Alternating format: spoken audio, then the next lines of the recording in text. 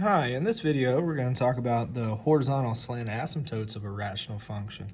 The definition here is a horizontal or diagonal line that the graph approaches as we get further and further away from the middle of the graph.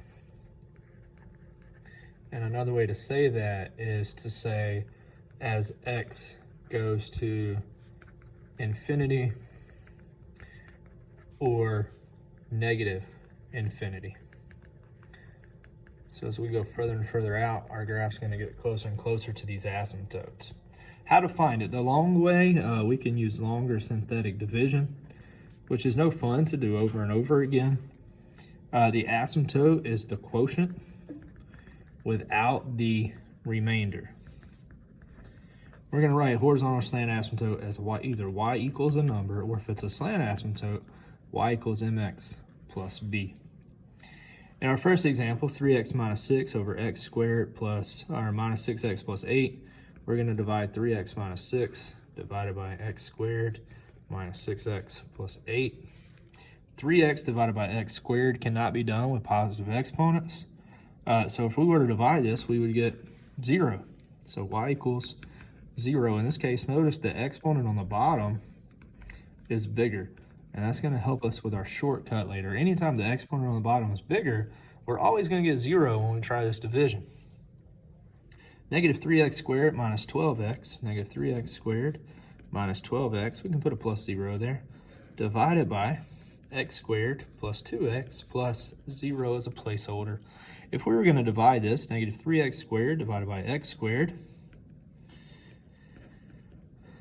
gives me negative 3. So we get negative 3 on top. Negative 3 times x squared is negative 3x squared. Negative 3 times 2x is negative 6x. When we subtract, the signs change. That cancels. Negative 12x and 6x is negative 6x. We bring down the 0.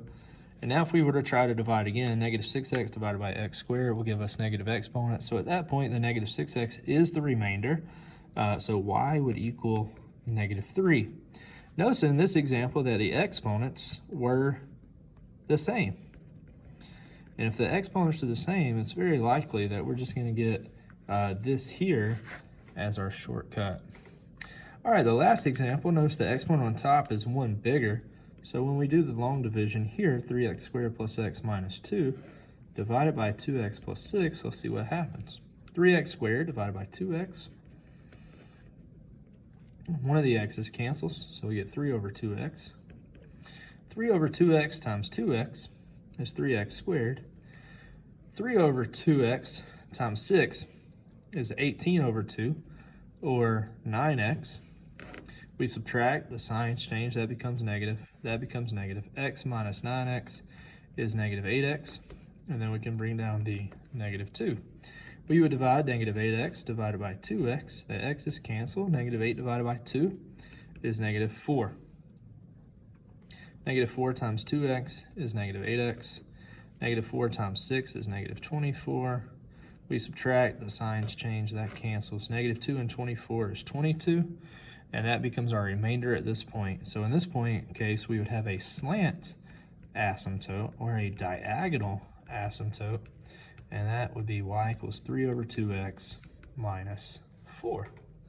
Now, is there an easier way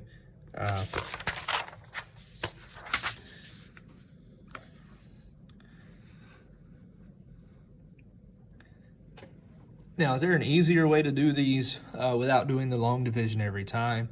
And the answer is yes. And we got some devices here to maybe try to help us remember that. BOBO, all that stands for is bigger on bottom, and we're referring to the degree here, or the biggest exponent. If it's bigger on bottom, it's y equals 0. So we can look at all of our examples here, and we can find exponents that are bigger on bottom, like this one here, 1 over x squared plus x minus 6. And without doing any division, I know the horizontal asymptote would be y equals 0. If we look around, we find one more, it looks like, this one right here. The exponent on bottom is a 2, bigger than the exponent on top. So we know y equals 0 will be our horizontal asymptote for that. Eats DC. This stands for the exponents being equal. And if the exponents are the same, we can divide the coefficients. And in this case, we're talking about the leading coefficients. So on this example, we have x squared and x squared, so we can divide the coefficients. There's a 1 in front and a negative 4 in front. So y equals 1 over negative 4, or negative 1/4, would be our horizontal asymptote.